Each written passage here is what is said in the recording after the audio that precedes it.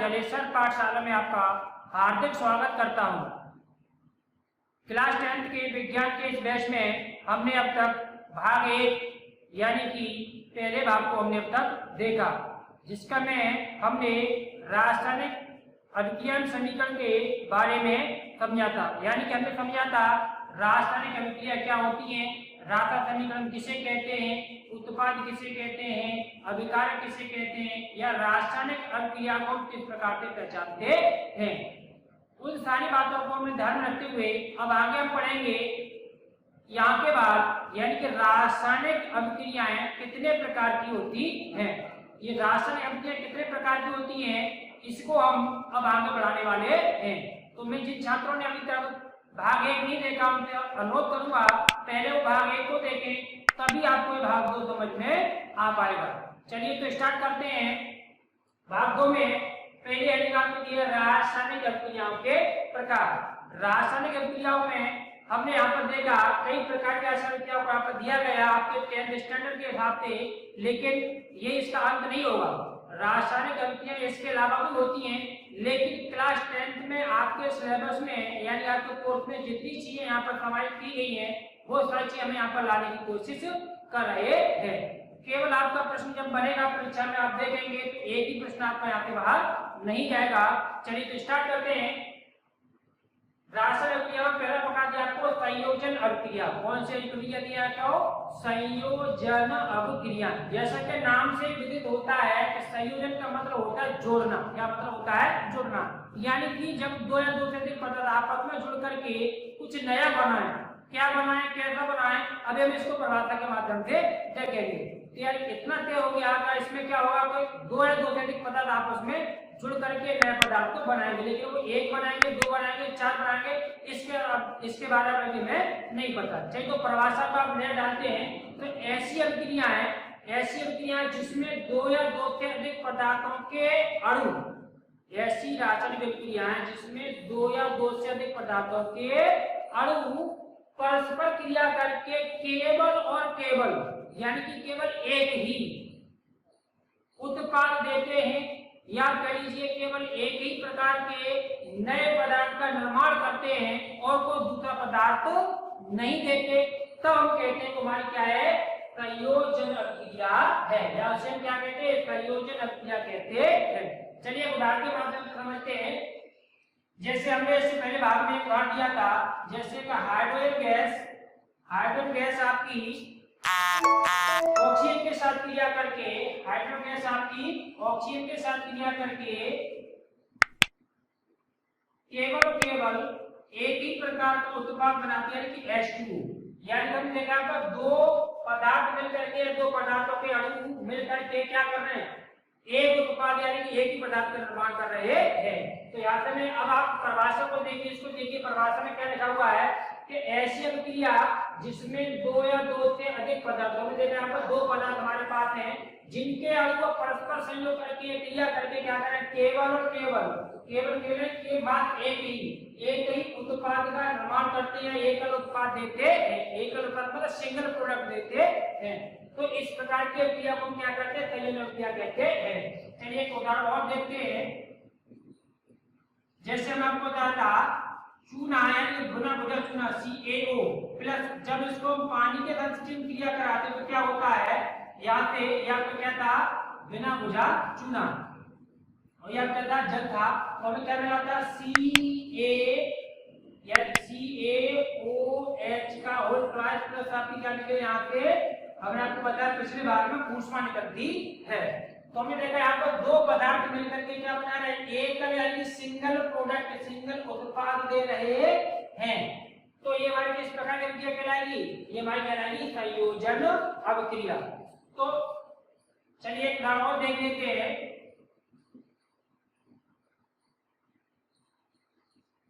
जैसे हमने लिया आपका C plus O2 equal to क्या मिलेगा? CO2 यानी कार्बन डाइऑक्साइड गैस मिलेगी।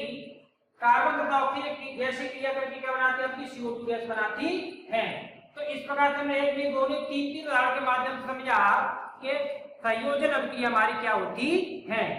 इसका सेकंड टाइप आपका दिया है, दूसरा प्रकार आपका पहले को टिक कर लेते, इसको मैं समझ लिया है। दूसरा मान दिया है कौन सा, वियोजन या अपघटन अभिक्रिया। कौन सी अभिक्रिया, वियोजन या अपघटन अभिक्रिया।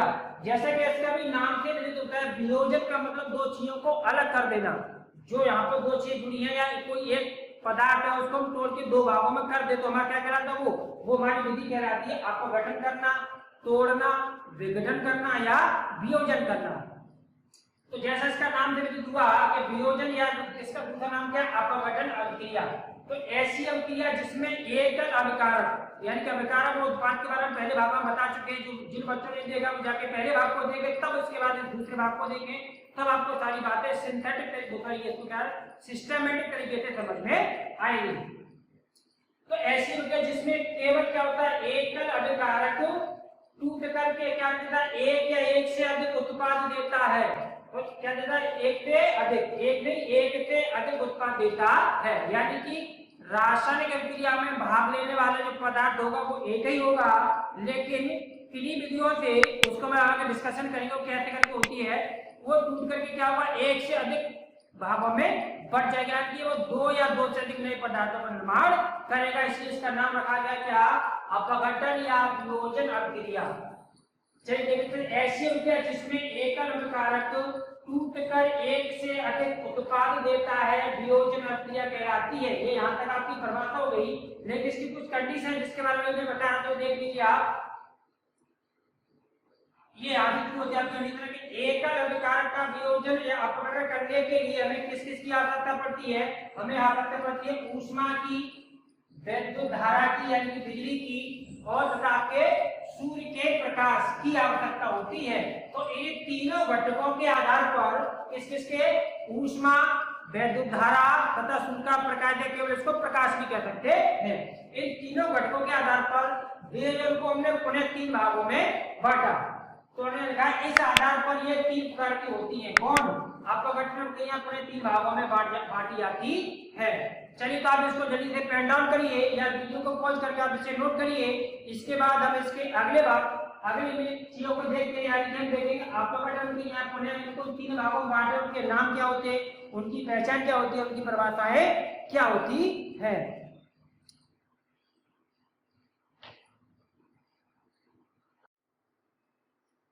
चलिए इसके आगे हम देखते हैं। तो हमने देखा था वियोजन अपघटन रासायनिक क्रिया को हम तीन भागों में पुनः विभाजित कर सकते हैं, जिसके हमने आधार बताया था ऊष्मीय, वैद्युत प्रकाश के आधार पर, यानी ऊष्मीय ऊर्जा, वैद्युत धारा, सूर्य के प्रकाश के आधार पर हम इसको तीन भागों में पुनः बांट सकते हैं।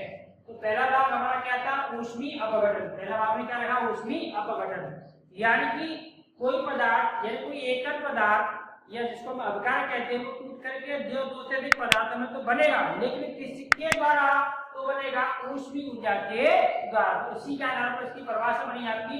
तो वह रासायनिक अभिक्रिया जिसमें यौगिक ऊष्मा के द्वारा दो या दो से अधिक सरल पदार्थों में अपघटित हो जाता है, उसे क्या कहते हैं, ऊष्मीय अपघटन कहते हैं। चलिए उदाहरण के माध्यम से देख लेते हैं। जैसे हमारे उदाहरण है CaCO होती है, जिसको कहते हैं कैल्शियम कार्बोनेट, जिसे आप कहते हैं खड़िया या सर्वनर्मल अंडे के छलिका का सूत्र ही होता है। इसके नाम को नोट कर लीजिए, यहाँ पर जगह का मैं आपको ओरल बोल दे रहा हूँ।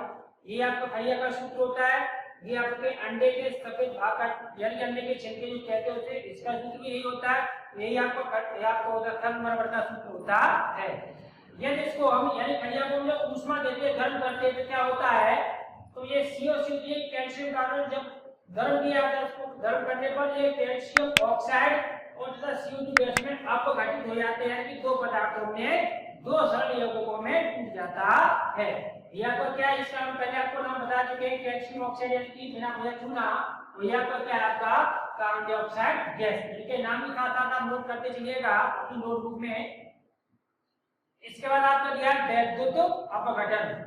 वैद्युत अपघटन का मतलब यहाँ भी जब आपको एक एकल अभिकारक दिया, यहाँ भी एकल अभिकारक को लेकर यहाँ पर यह अभिकारक दो या दो से अधिक तरल पदार्थों में टूट रहा था ऊष्मीय ऊर्जा के द्वारा। यहाँ किसके द्वारा टूटेगा, आपका विद्युत धारा के द्वारा। इसी आधार पर इसका नाम रखा गया क्या, वैद्युत अपघटन। तो वह क्रिया जिसमें यौगिक के जलीय मिलन में, यहाँ पे ध्यान देने वाली बात यह है कि वैद्युत अपघटन जब किसी पदार्थ का करते हैं तो वहां पर एक शर्त रहती है, वो अपने एक्वस फॉर्म में होना चाहिए, यानी कि वो या तो तरल पदार्थ हो या फिर वो क्या हो, या तो ठोस है तो उसका क्या होना, जलीय विलयन होना चाहिए। तो वह क्रिया जिसमें यौगिक के जलीय विलयन में या वो पहले से क्या होना चाहिए, लिक्विड फॉर्म में होना चाहिए। तो जलीय विलयन में वैद्युत धारा प्राप्त करने पर यह दो या दो से अधिक सरल पदार्थों में अपघटित हो जाता है। किसके द्वारा, वैद्युत धारा के द्वारा। इसलिए इसका नाम क्या रखा हमने, वैद्युत अपघटन। जैसे कि हमने जल का वैद्युत अपघटन लिया था H2O, H2O के आप जैसे जल में वैद्युत धारा प्राप्त करते हैं तो होता क्या है, वो हाइड्रोजन तथा ऑक्सीजन गैसों में क्या होता है, अपघटित हो जाता है। किसमें अपघटित हो जाता है, हाइड्रोजन तथा ऑक्सीजन गैसों में अपघटित हो जाता है। जिसको संतुलित करने के लिए हम क्या किया, H2O में 2 से गुणा कर दिया है तथा हाइड्रोजन में 2 से गुणा कर दिया। आप देखेंगे दोनों तरफ हमारे H2O 2 कितने हो गए, 4, और उधर भी आपके कितने H4 ही है। और बात करते हैं ऑक्सीजन की, ऑक्सीजन का अणु देखिए आप, इधर भी 2 है, उधर भी कितने हमारे 2 ही हैं। इसके अलावा जैसे हम एक उदाहरण और लेते हैं इसका, मान लो जैसे हम NaCl का वैद्युत अपघटन करते हैं, क्या करते हैं इसका, वैद्युत, चलो सेकंड नंबर डाल लेते हैं, वैद्युत अपघटन। तो क्या होता है, सोडियम धातु अलग हो जाती है और क्लोरीन गैस अलग हो जाती है। अब हम इसको संतुलित करेंगे तो Cl के यानी क्लोरीन की जगह कितने परमाणु हैं, 2, तो यहाँ 2 से गुणा कर देते हैं, आपके 2 क्लोरीन के परमाणु माने जाएंगे। और साथ ही साथ यहाँ देखेंगे सोडियम के 2 परमाणु की जगह कितने, 1, तो यहाँ भी आप क्या करेंगे, 2 से गुणा कर देंगे तो आपकी ये रासायनिक कैसे होगी, संतुलित हो जाएगी। हालांकि हम आपको रासायनिक को संतुलित करना अगले भाग में बताएंगे, वो इसी चैप्टर में है। और इसको क्यों संतुलित करते हैं यदि आपको पता चले, पेपर में आपका प्रश्न बनता है, रासायनिक अभिक्रिया को संतुलित करना है, जिसको आप यहाँ से देखेंगे और समझेंगे भी। अगला टास्क आपने दिया प्रकाश अपघटन, यानी कि आप जानते हैं दो चीजों को समझे, सेम उसी प्रकार से यह वैद्युत अपघटन की तरह है, उसे क्या हुआ, यहाँ पर उनके प्रकाश में इसका हम अपघटन कराते हैं। तो वह क्रिया जिसमें किसी पदार्थ का अपघटन सूर्य के प्रकाश की उपस्थिति में होता है, प्रकाश क्या कहलाता है, वो प्रकाश अपघटन कहलाती है। यानी कि हमें क्या कहलाती है, प्रकाश अपघटन कहलाती है। शर्त क्या थी, ये जो कोई रासायनिक पदार्थ सूर्य के प्रकाश की उपस्थिति में रखने के मात्र ही क्या होता है, वो अपने तरल पदार्थों में टूट जाता है, अर्थात उसका क्या होता है, अपघटन हो जाता है। तो यह हमें क्या कहलाती है, प्रकाश अपघटन कहलाती है। क्या कहलाती है, प्रकाश अपघटन कहलाती है। उदाहरण जैसे मैंने कहा सिल्वर क्लोराइड AgCl, क्या नाम है इसका आपका, जैसे हम क्या है इसका नाम, सिल्वर क्लोराइड।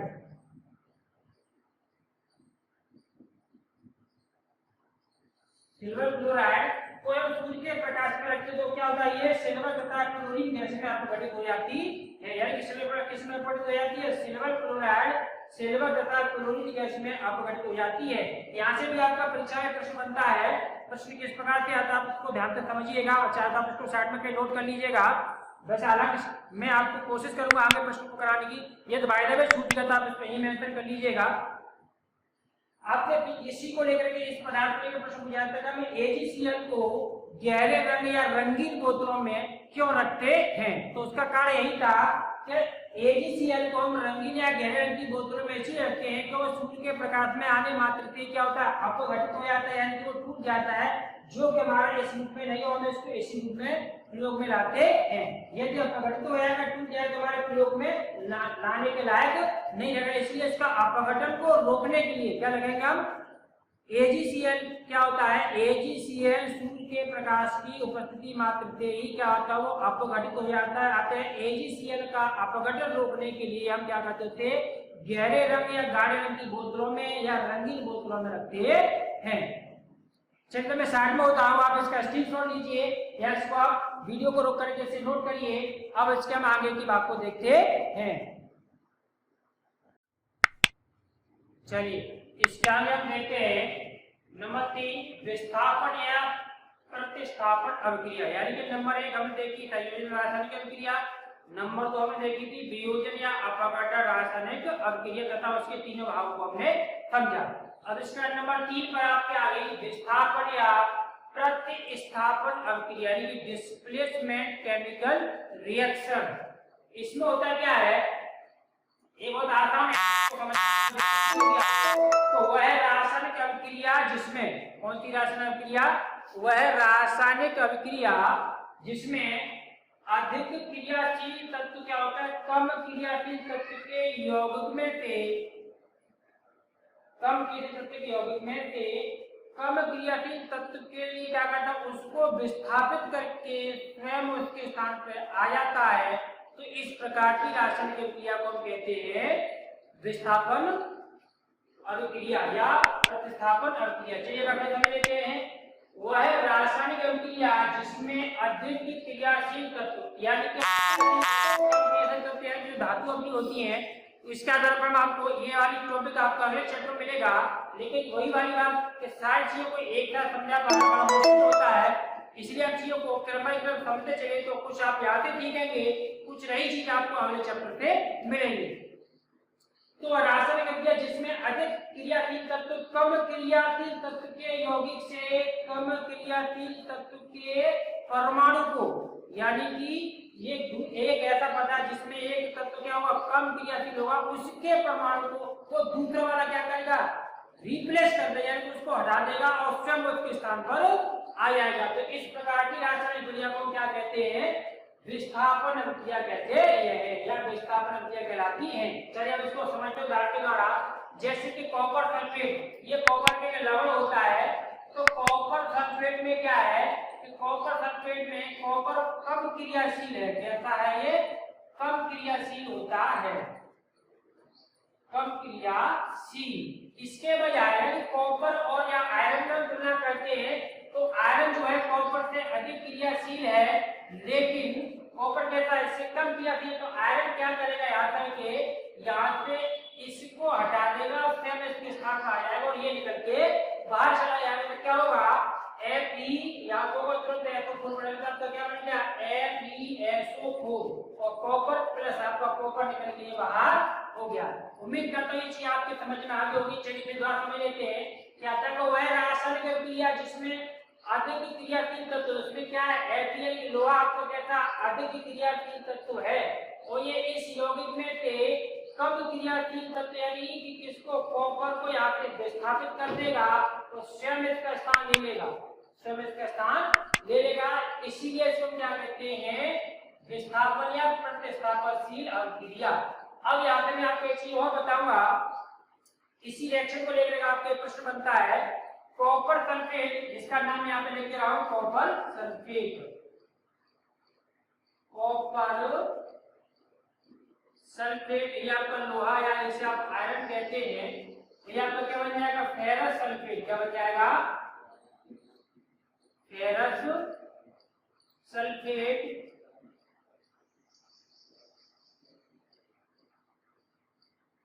फेरस सल्फेट और ये आपका बनेगा अपन कॉपर। कॉपर मतलब तांबा, क्या बनेगा, कॉपर मतलब तांबा। अब कॉपर सल्फेट का जो विलयन होता है वो होता है आपका नीला। कैसा होता है, नीला रंग होता है इसका, यानी कि कॉपर के इस लवण का रंग कैसा रहेगा, आपका नीला। अब ये केमिकल रिएक्शन जैसे मैंने आपको पहले पार्ट में बताई थी कि रंग के परिवर्तन के आधार पर हम डिसाइड करते हैं कि रासायनिक क्रिया हुई कि नहीं। तो ये नीला रंग कॉपर सल्फेट के विलयन का होता है, और जैसे ये इसकी क्रिया लोहे से कराते तो क्या होता है, यहाँ पे इसका रंग कैसा होता है, हमारा हरा रंग हो जाता है। कैसा रंग हो जाता है, हरा, यानी कि रंग में परिवर्तन हुआ, रंग में परिवर्तन हुआ। अब यहाँ से एक तो प्रश्न आपका ये बना, एक प्रश्न और आगे बनता है बोर्ड परीक्षा जो कई बार पूछा गया है, क्या होता है जब लोहे की छीलन को हम कॉपर सल्फेट के विलयन में या कॉपर सल्फेट लवण के विलयन में हम डालते हैं, तो यह क्या होता है जब लोहे की कील को हम कॉपर सल्फेट के विलयन में डालते हैं, तो आप क्या कहेंगे, हम लिखेंगे इसका उत्तर में क्या होगा, चाहे आप इसे नोट कर लीजिएगा कि कॉपर सल्फेट लवण के विलयन में हम जब लोहे की छीलन या लोहे की कील को डुबोते हैं तो क्या होता है, कॉपर सल्फेट का विलयन जो नीला होता है वो क्या हुआ, नीले से हरा हो जाता है, क्योंकि कॉपर सल्फेट में जो कीटक आयन होता है आपका वो कैसे रंग का होता है, नीले रंग का होता है, और फेरस आयन जो आपका होता है किस रंग का, हरे रंग का होता है। तो इसके विलयन का रंग कैसा हो जाता है, हरा हो जाता है। अगला दिया आपको उदाहरण, जैसे जिंक की क्रिया में H2SO4 से कराते हैं, इसकी चर्चा आपको अगली चैप्टर में मिलेगी। ये क्या रिएक्शन देगा, ये H2SO4 हमारे अम्ल है और जिंक हमारी धातु है। तो वहां पे जब आपसे पूछा जाएगा अम्लों के गुण में, तो हम कहेंगे धातु के साथ अम्लों की क्रिया। तो ये धातु और अम्लों की क्रिया आपको आगे भी आपको देखने को मिलेगी।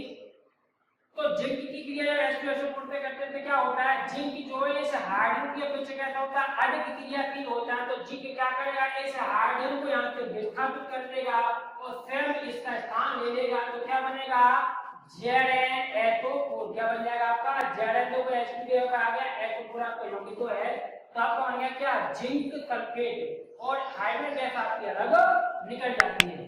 तो ये आपका क्या बन गया, जिंक सल्फेट, जिंक सल्फेट। इसका नाम ये तो आपको क्या बन गया, सल्फ्यूरिक अम्ल दिया। कौन सा अम्ल है, सल्फ्यूरिक अम्ल। इसके बाद ये तो आपको सेंटर डिस्प्लेसमेंट, यानी कि एक ही तरफ से क्या होता है, विस्थापन होता है। लेकिन कुछ रासायनिक क्रिया ऐसी भी होती है, कुछ नहीं, बहुत सी रासायनिक क्रिया ऐसी भी होती हैं जिनमें आपस में एक्सचेंज होते हैं, परमाणुओं के अणुओं के परमाणु क्या होते हैं आपस में, या आयन या मूलक आपस में चेंज होते हैं। तो उसका नाम आपका द्वि विस्थापन अभिक्रिया, यानी कि डबल डिस्प्लेसमेंट केमिकल रिएक्शन। तो इसकी परिभाषा क्या, वह रासायनिक अभिक्रिया जिसमें अभिकारकों के, ध्यान दीजिए शब्दों पर, किसके, वह रासायनिक अभिक्रिया जिसमें अभिकारकों के आयनों का आदान प्रदान होता है। किनका, आयनों का आदान प्रदान का मतलब लेते भी हैं और देते भी हैं। तो आयनों का क्या होगा, आदान प्रदान होता है। तो इस प्रकार की रासायनिक क्रिया को हम क्या कहते हैं, द्वि विस्थापन रासायनिक अभिक्रिया कहते हैं। अब यहाँ पर देखेंगे, जैसे आपको दिया कॉपर सल्फेट की क्रिया, कॉपर सल्फेट की क्रिया, कॉपर और सल्फेट, कॉपर आपका, कॉपर पे यानी क्या होता है, चलो आपको 60 से अलग बता रहा हूँ। कॉपर पर प्लस के 2 चार्ज होते हैं, सल्फेट पर माइनस के 2 चार्ज होते हैं। इसी प्रकार सोडियम, सोडियम में क्या होता है, प्लस का 1 चार्ज होता है और OH पर माइनस का 1 चार्ज होता है। अब कॉपर सल्फेट क्या करेगा, कॉपर सल्फेट ये धनायन है, किसके पास जाएगा, सीधा जाएगा धनायन OH के पास, और Na जुड़ेगा किससे, धनायन है तो इस सल्फेट यानी SO4 के साथ। तो क्या हुआ, इसके परमाणु के अणु का विस्थापन इधर, इसके परमाणु का विस्थापन इधर, यानी कि दोनों तरफ से क्या हो रहा है, आदान प्रदान हो रहा है। अतः इसको क्या कहेंगे, द्वि विस्थापन अभिक्रिया। तो ध्यान से चीजों को समझिएगा, यहाँ पे आपके सीधे सीधे प्रश्न परीक्षा बनते हैं। आपको 2-3 केमिकल रिएक्शन की होगी, पूछा जाएगा निम्न में से ये रासायनिक अभिक्रिया किस प्रकार की है। तो आपको देखना है वह विस्थापन रासायनिक अभिक्रिया है कि द्वि विस्थापन रासायनिक अभिक्रिया है, कि इससे पहले कि आपको हमने जो बता दिया आपको रासायनिक कौन कौन सी, संयोजन रासायनिक अभिक्रिया या वियोजन या अपघटन रासायनिक अभिक्रिया। तो इसमें इस प्रकार से क्या होता है, एक दूसरे के परमाणु के तत्वों का, एलिमेंटों का, एटम का आदान प्रदान होता है। तो इससे क्या होता है, नए पदार्थ बनते हैं। तो कॉपर का, कॉपर जुड़ेगा किसके साथ, OH के साथ, तो क्या होगा, Cu और OH का होल प्लस, ये प्लस में लगेगा, कॉपर पर प्लस के 2 चार्ज होते हैं, इसलिए OH का मास क्या करेंगे, यहाँ पर 2 लगा देंगे। अच्छा, इसके बाद प्लस और क्या बनेगा, अब इसके साथ हमारा बना चुके, कॉपर से जुड़ गया OH के साथ, और सोडियम यानी कि Na किससे जुड़ेगा, SO4 के साथ, यानी कि आपको बनेगा तो NaSO4। लेकिन सल्फेट पर माइनस के 2 चार्ज होते हैं, तो Na2, तो Na2 है तो 4। अब आप आराम से देख पा रहे होंगे, तो यहाँ पर तो CuSO4 का लेकर क्या बन गया, NaSO4, यानी कि Cu यहाँ से हट गया, कौन आ गया, सोडियम, यानी कि Na आ गया। यहाँ पर देखा NaOH, क्या था हमारा NaOH, यहाँ से Na हट गया, कौन आ गया, OH के साथ Cu, कॉपर आ गया। अतः हमारे किस प्रकार का ये क्या हुआ, ये हमारे यहाँ पर आयनों में आदान प्रदान हुआ, अतः हमारी द्वि विस्थापन रासायनिक अभिक्रिया होगी। एक और उदाहरण देखते हैं, यहाँ पर AgNO3 और NaCl। तो यहाँ पे AgNO3 किसके साथ जाके जुड़ेगा, Cl के साथ, क्योंकि Ag यहाँ पर क्या होगा, धनात्मक आयन, धनायन होगा, और Cl के साथ ऋण होगा, तो आपको क्या बन जाएगा, AgCl प्लस, दोनों पर मान प्लस का 1-1 चार्ज होगा, सोडियम में प्लस 4, सिल्वर पर आपका प्लस का एक चार्ज और क्लोरीन पर आपका प्लस माइनस का एक चार्ज, इसलिए इसको कोई इधर से 2 और 3 नहीं लगाया जाएगा। अब आगे भी आपका सोडियम, यानी इधर सोडियम पर प्लस का चार्ज होता है, इधर NO3 नाइट्रेट पर क्या होता है माइनस के 2 चार्ज होते हैं, तो ये माइनस इसके साथ जो क्या बन जाएगा आपका Na2NO3 यानी कि सोडियम नाइट्रेट। क्या बन जाएगा आपका सोडियम नाइट्रेट बन जाएगा। अब इन चीजों का पहचान करिए। इसके आगे हम देखते हैं, तो यहाँ पे होता है NaNO3 होता है, 2 नहीं होता, इसका यानी NO3 रहेगा, यानी सोडियम नाइट्रेट। इसका नाम क्या रखेंगे हम, सोडियम नाइट्रेट। क्या बनेगा आपका सोडियम नाइट्रेट, आपका क्या बनेगा सिल्वर क्लोराइड।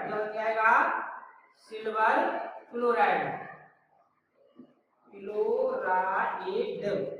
ये आपका क्या बना आपका सिल्वर नाइट्रेट। इसका नाम क्या रहेगा आपका सिल्वर नाइट्रेट, सिल्वर नाइट्रेट। और यहाँ पर रहेगा सोडियम क्लोराइड, जिसे आप नमक भी कहते हैं।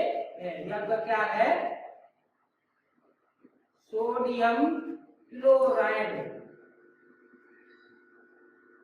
चलिए, अच्छा जिन छात्रों को यहाँ पर प्रॉब्लम आ रही हो, इनके नाम नहीं पता हो, तो आप क्या करेंगे, इसी वीडियो के डिस्क्रिप्शन में आप जाएंगे, यहाँ पर हमने टेलीग्राम का लिंक दे रखा है, आप टेलीग्राम को जाके ज्वाइन कर लीजिए। अगर आपको इस तरह की कोई समस्या है तो वहाँ पर आमतौर तत्वों के रासायनिक नाम और आयनों के रासायनिक नाम, यानी कि अम्लीय मूलक कौन तो होते हैं, क्षारीय मूलक कौन तो होते हैं, किसको कब जोड़ने पर कहाँ पर हम 2 लगाते, कहाँ पर 3 जाते हैं। यानी कहने का मतलब ये है कि रासायनिक अभिक्रिया किस प्रकार से होती है। तो वहाँ पर हम अम्लों की लिस्टों को, क्षारों की लिस्टों को, अम्लीय मूलक, क्षारीय मूलक की लिस्टों को, जैसे जैसे आपकी रिक्वायरमेंट होगी, जो भी आपकी समस्या होगी, आप वहाँ पे जाके कमेंट करिए, वो चीज आपको टेलीग्राम पे जाके बता दी जाएगी। या फिर आप इसी वीडियो के कमेंट बॉक्स में उसका अपनी समस्या को कमेंट में लिख दीजिए, जिससे कि उसकी समस्या का समाधान आपका टेलीग्राम पे आकर के हो जाएगा। तो आप टेलीग्राम को ज्वाइन कर लीजिए, इसी वीडियो के डिस्क्रिप्शन में नीचे दिया गया है। डिस्क्रिप्शन मतलब जहाँ आपकी वीडियो इस तरह से प्ले हो रही है, ऐसे करके आप देख रहे होंगे, तो यहाँ पर एक छोटा सा तीर का निशान आ रहा होगा उल्टा, त्रिभुज जैसा बनना होगा। आप इस पर क्लिक करेंगे तो यहाँ पर डिस्क्रिप्शन की लिस्ट खुल जाएगी, जहाँ पर लगाएगा जॉइन अस टेलीग्राम। वहां पे आप क्लिक करेंगे, जैसे आप यहाँ पर टेलीग्राम ज्वाइन हो जाएंगे। और जहाँ मैं आपके कमेंट बॉक्स, तो कमेंट बॉक्स में क्या करेंगे, इसी के ठीक नीचे ऐसे करके उल्टा सीधा के चिन्ह बनना होगा छोटा बड़ा की तरह से।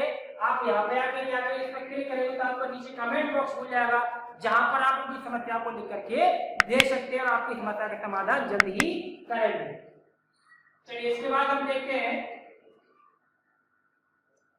तो ये आपको ही विस्थापन अभिक्रिया तथा जो विस्थापन अभिक्रिया, आप इसे पैटर्न करिए जल्दी से। अब इसके आगे की 2 रासायनिक अभिक्रिया जो रहेगी हमारी, हम उनको भी देखते हैं। जल्दी से आप इसका अच्छी नोट लीजिए। चलिए, इसके बाद आप अपनी अगली रिएक्शन देखते हैं। अगला प्रकार के हमारा अगला है उपचयन या ऑक्सीकरण। इसके 2 नाम हैं, कौन कौन थे, उपचयन या ऑक्सीकरण। उपचयन या ऑक्सीकरण क्या होता है, तो वह रासायनिक अभिक्रिया जिसमें किसी पदार्थ से ऑक्सीजन का योग, तो ध्यान देंगे यहाँ पर 3 पॉइंटों को ध्यान रखना है। वह रासायनिक अभिक्रिया जिसमें किसी पदार्थ से ऑक्सीजन का योग अथवा हाइड्रोजन की कमी अथवा इलेक्ट्रॉन की कमी, ये 3 महत्वपूर्ण बिंदु आपको याद रखने चाहिए। आपसे रेडॉक्स अभिक्रिया के बारे में हम चर्चा करेंगे आगे, तो यहाँ पर ये आपको सब तीनों चीजें काम आने वाली है। यदि आप 3 बिंदुओं के आप नोट नहीं करेंगे, ध्यान नहीं देंगे, तो आपको अगली टाइप हम जो बताएंगे रेडॉक्स अभिक्रिया है, वो आपकी समझ में नहीं आएंगी। तो वह रासायनिक अभिक्रिया जिसमें किसी पदार्थ से ऑक्सीजन का क्या, या तो ऑक्सीजन उसमें जुड़ जाए, या हाइड्रोजन की कमी हो जाए, या फिर इलेक्ट्रॉन की कमी हो जाए। 3 बातें मैं आपको ध्यान से पूछने, किसी रासायनिक अभिक्रिया जिसमें किसी पदार्थ से, मतलब कोई पदार्थ हो सकता है, उस पदार्थ में या तो ऑक्सीजन जुड़ जाए यानी ऑक्सीजन से योग हो जाए, या हाइड्रोजन की कमी यानी कि हाइड्रोजन उसमें से निकल जाए, या फिर उसमें क्या इलेक्ट्रॉन की कमी हो, तो हम उसको कहेंगे कौन सी रासायनिक अभिक्रिया, उपचयन या ऑक्सीकरण रासायनिक अभिक्रिया।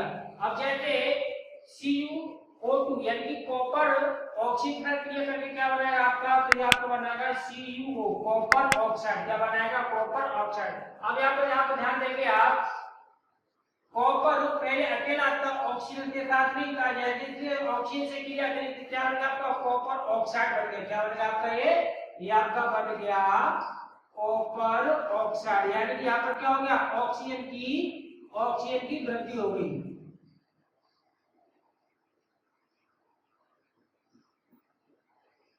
कॉपर ऑक्साइड क्या बनेगा, कॉपर ऑक्साइड। ध्यान से फिर समझे तो पहले कॉपर अकेला था, कॉपर में ऑक्सीजन के अणु परमाणु नहीं जुड़े थे, लेकिन जैसे आपकी उपचयन की क्रिया हुई, बोलते हुई उपचयन हुआ, क्या हुआ उपचयन, तो ऑक्सीजन के परमाणु क्या हुए, इस कॉपर के परमाणु से जुड़ करके क्या बना दिए कॉपर ऑक्साइड। यानी कि पहली शब्द हमने बताया थी क्या, ऑक्सीजन का योग, अर्थात हम यहाँ पर कह सकते हैं ऑक्सीजन का योग हुआ। तो किस प्रकार की रासायनिक क्रिया हमारी उपचयन या ऑक्सीकरण अभिक्रिया कंप्लीट हुई। दूसरे भी आपको Na सोडियम में ऑक्सीजन से क्रिया की तो क्या बनेगा आपका Na2O सोडियम ऑक्साइड। तो इसको संतुलित कर लेना, आप ऑक्सीजन के परमाणु अणु कितने हैं, 2, तो यहाँ भी 2 होने चाहिए, यहाँ पर 2 तो यहाँ भी 2 होने चाहिए। ऐसे यहाँ पर 2Na2O2 और आपका O2, तो इसका मतलब आपका यहाँ 4Na कर लीजिए, कितना कर लीजिए 4Na, 4Na इधर 4Na इधर, 2 O2 इधर और 2 O2 आपके इधर। तो यहाँ भी अब सोडियम की क्रिया ऑक्सीजन से कराए तो क्या हुआ, ऑक्सीजन के साथ संयोग में आ गया, यानी ऑक्सीजन के साथ जुड़ गया। तो क्या हुआ, जैसे ही इसके साथ जुड़ा तो इसमें हम क्या समझ गए, तो ऑक्सीजन का योग हुआ है, अर्थात हमारी उपचयन अभिक्रिया या ऑक्सीकरण अभिक्रिया हमारी कंप्लीट हुई। अगला हमारा दर्ज दिया है अपचयन अभिक्रिया। थोड़ा शब्दों पे ध्यान देंगे, यहाँ पर ही थोड़ा सा सावधानी से देखें। यहाँ पर हमने लिखा है उपचयन, यानी कि उप और आपको थोड़ा सा डिफरेंस है। पेपर में क्या होता है, जल्दबाजी बच्चे अगर पूछा जाता है उपचयन अभिक्रिया किसे कहते हैं, वो परिभाषा लिखा है अपचयन की, या पूछेगी आपसे अपचयन, आप परिभाषा लिखा है उपचयन की। तो थोड़ा सा शब्दों पे आप पकड़ के चलेंगे। यहाँ पे लिखा है अपचयन अभिक्रिया, ये ठीक इसकी जस्ट अपोजिट होती है, ये इसकी कैसे होगी, जस्ट अपोजिट। कैसे होगी, याद रखा है ऑक्सीजन का योग, इसमें ऑक्सीजन का योग नहीं होगा, किसका योग होगा, हाइड्रोजन का योग होगा। यहाँ पर लिखा है इलेक्ट्रॉन की कमी, यहाँ पर होगी इलेक्ट्रॉन की वृद्धि और इलेक्ट्रॉन की वृद्धि। ऑक्सीजन किसमें हानि हो गया, ऑक्सीजन से विषय हो गया, या ऑक्सीजन की कमी होगी, हाइड्रोजन की वृद्धि और इलेक्ट्रॉन की क्या होगी, वृद्धि होगी। तो देखें वह रासायनिक अभिक्रिया जिसमें किसी पदार्थ से हाइड्रोजन का योग अथवा ऑक्सीजन की कमी अथवा इलेक्ट्रॉन की वृद्धि हो, ये तीनों पॉइंट आपको याद रखने हैं। वह रासायनिक अभिक्रिया जिसमें किसी पदार्थ से हाइड्रोजन का योग अथवा ऑक्सीजन की कमी अथवा इलेक्ट्रॉन की वृद्धि हो, तो उसे अपचयन अभिक्रिया कहते हैं। तो यहाँ पर ध्यान देंगे तुलनात्मक चीज है और एक दूसरे के। यहाँ पर क्या था, ऑक्सीजन का योग, इसमें क्या है आपका, इसमें आपका ऑक्सीजन की कमी, इसमें था आपका हाइड्रोजन की कमी, तो यहाँ पर क्या है हाइड्रोजन का योग, इसमें था इलेक्ट्रॉन की कमी, इसमें क्या थी इलेक्ट्रॉन की वृद्धि। ठीक उसका अपोजिट है, यानी कि उपचयन अपचयन की क्या होती है, एक तरह से ठीक अपोजिट क्रिया करती है। वैसे अब इसको हम जब आगे पढ़ेंगे तो ये दोनों क्रिया एक साथ होगी, तो वहां पर हम इसके एक नए नाम से जानते हैं जिसको हम कहते हैं रेडॉक्स अभिक्रिया। क्या कहते हैं इसको हम, रेडॉक्स अभिक्रिया। अब इसको धार को समझ लेते हैं। जैसे कॉपर ऑक्साइड आपका दिया है, कॉपर ऑक्साइड, यानी फिर आप देखिए कॉपर के साथ ऑक्सीजन का संयोग है, यानी कि योग है, यानी कि हम इसको कह सकते हैं कि कॉपर का ऑक्सीजन के साथ क्या जुड़ाव है, या ये आपस में पहले से जुड़े हुए हैं। अब जैसे यहाँ से ऑक्सीजन हट जाएगा तो क्या होगा, इसमें ऑक्सीजन की कमी मानी जाएगी। क्या मानी जाएगी, ऑक्सीजन की कमी। तो यहाँ पे CuO से कहा होगा H2 से हमने क्रिया करें हाइड्रोजन गैस से, तो यहाँ पर जैसे आपका Cu से O निकल के गया तो कहाँ पहुंच गया, H के पास, H2O। क्या बन गया, आपका जल बन गया और कॉपर आपका अकेला रह गया।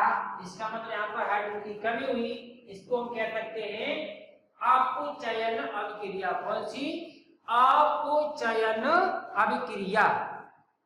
इसके आगे नेक्स्ट दूसरी रिएक्शन है KClO3।